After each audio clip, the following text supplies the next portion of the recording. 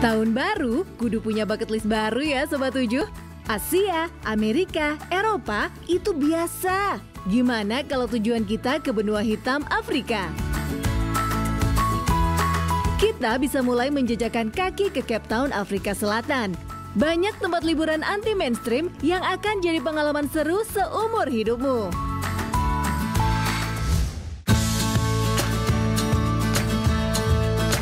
Cape Town, kota yang menjadi ibu kotanya Afrika Selatan ini, terletak di tepi pantai yang menghadap Samudra Atlantik dan Samudra Hindia. Nah, ternyata ada beberapa kapal bekas Perang Dunia Kedua yang teronggok di pantai-pantai di Cape Town, salah satunya ini nih. Lokasi kapal karam seperti ini tidak mungkin kamu dapatkan dari para travel agent. Yang tahu hanya penduduk setempat saja. Menjangkau lokasinya juga tidak bisa menggunakan mobil. Kita harus mendaki bukit dan menyusuri jalan setapak.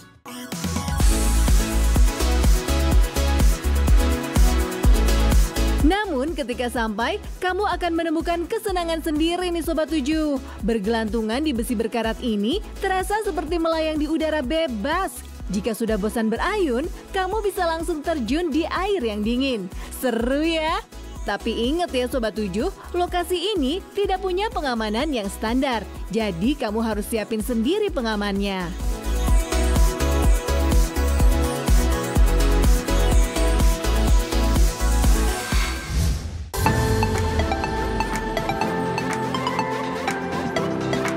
Tidak hanya pantai, Cape Town juga punya gunung dan bukit dengan suasana sejuk yang asri dan airnya yang jernih. Beberapa kolam air malah belum diketahui keberadaannya oleh banyak wisatawan sehingga masih sangat jarang dijamah manusia. Seperti lokasi Suicide Gorge ini. Namanya sih serem ya, seperti lokasi bunuh diri. Tapi orang kesini bukan untuk bunuh diri, melainkan untuk membunuh rasa bosan akan tempat wisata yang itu-itu aja. Suicide Gorge merupakan sebuah kolam yang memiliki air terjun mini, seperti curug yang banyak kita temukan di Bogor Sob. Setengah tepi kolam dikelilingi tebing bebatuan setinggi 21 meter. Jika kamu punya nyali, kamu bisa terjun bebas dari atas tebing ke kolam yang dalam ini, atau bisa melakukan seluncuran yang terbentuk secara alami.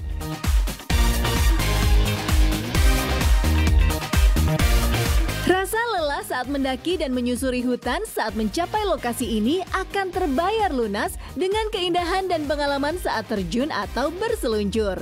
Jika tak punya cukup nyali, ya cukup berenang aja. Airnya jernih dan dingin, cukuplah untuk menyegarkan tubuh dan pikiran.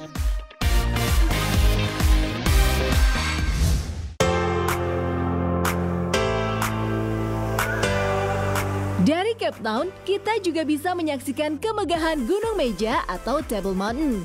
Dikatakan seperti itu karena gunung yang masuk ke dalam 7 keajaiban dunia ini memiliki puncak yang datar seperti sebuah meja. Biasanya, turis akan menikmati gunung ini dari kaki gunung yang berupa padang yang luas dan indah. Ada juga yang menyusuri jalan setapak yang sudah dibuat untuk jalur pendakian bagi para pendaki amatir. Tapi sekarang ada jalan ninja untuk menuju puncaknya. Pemerintah setempat menyediakan gondola yang bisa digunakan turis sehingga tidak perlu berlelah-lelah mendaki. Nah, buat kamu yang cukup berani mencoba menikmati gunung ini dari tebing-tebingnya dan duduk seperti anak muda yang nekat ini, silakan ambil jalur Tranquility Cracks. Jalur ini hanya diketahui para pendaki yang sering menaiki gunung kebanggaan Afrika Selatan ini.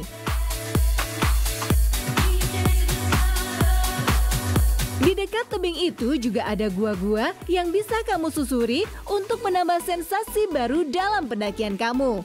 Hati-hati nyasar ya, jika baru pertama kali mendaki, lebih baik menyewa pemandu biar nggak bermalam di tengah batu-batu ini.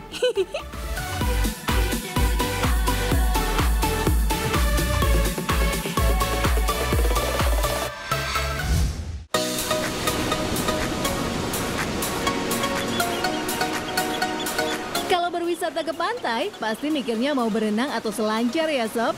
Tapi kalau ke pantai yang satu ini, kamu bisa bermain dengan penguin khas Afrika loh. emangnya ada penguin di Afrika? Pasti baru tahu nih. Ya, di Pantai Boulder, di pinggir kota Cape Town ini, kamu bisa melihat atraksi tersembunyi, aksi imut dari hewan-hewan lucu yang satu ini. Penguin Afrika merupakan spesies yang terancam punah. Karena itulah, pantai ini dibiarkan menjadi area konservasi penguin Afrika untuk mempertahankan keberadaan mereka. Jadi, kamu kesini bukan untuk piknik ya sob, melainkan untuk belajar kehidupan penguin Afrika dan membantu mereka supaya tidak punah.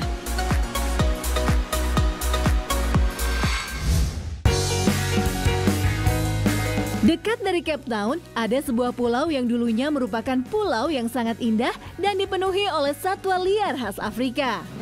Pulau yang dinamakan Pulau Robben ini sempat diduduki oleh pemerintah Belanda pada tahun 1657.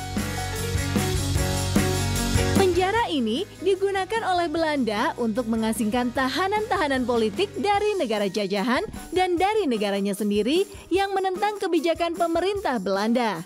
Setelah Belanda mundur, penjara ini digunakan untuk memenjarakan orang-orang kulit hitam yang menentang politik apartheid yang dulu berkuasa di Afrika Selatan. Nelson Mandela yang menjadi presiden pertama Afrika Selatan juga sempat ditahan di sini selama beberapa tahun.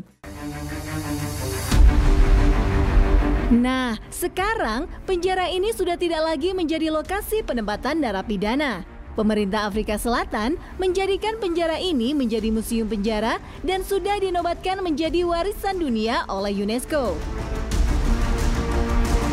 Di sini, kamu Sobat 7 bisa menelusuri dan membayangkan bagaimana rasanya hidup di penjara.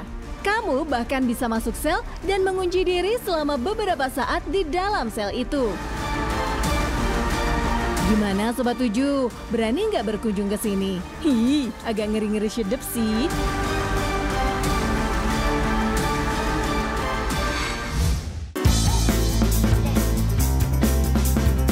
Kamu yang suka lukisan mural bisa singgah di daerah Woodstock. Meski bangunan-bangunan di sini sederhana, kebanyakan dindingnya dipenuhi mural-mural berwarna-warni sehingga kesan kumuh bisa disamarkan dengan keberadaan lukisan ini.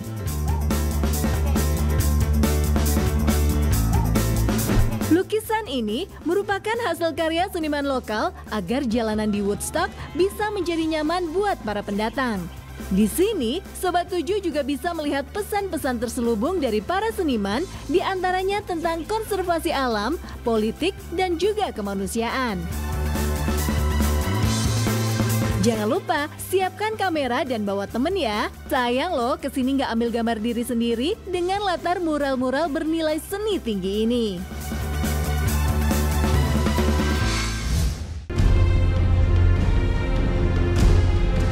Jika ingin menikmati pemandangan sepanjang pantai Atlantik Afrika Selatan dan ingin merasakan terpaan angin Laut Atlantik, maka kamu harus mengunjungi jalur jalan Chapman's Peak ini. Jalur ini dibangun oleh pemerintah Inggris pada 1915 dengan tenaga para narapidana.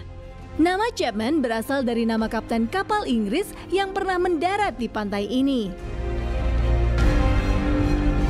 Karena tebing di bagian jalan sangat keras dan susah ditembus, sebagian jalan harus dilubangi dan ditimbun bebatuan di bagian atas. Lihat nih tampilan jalannya. Pada awal dibangun, jalanan ini banyak memakan korban karena teknologi yang belum canggih. Batu dari atas tebing sering longsor dan menimpa jalan, sehingga pengendara di bawah tebing pun tewas tertimpa atap jalan beserta bebatuan yang berat. Jalanan ini sempat ditutup setelah beberapa kali memakan korban.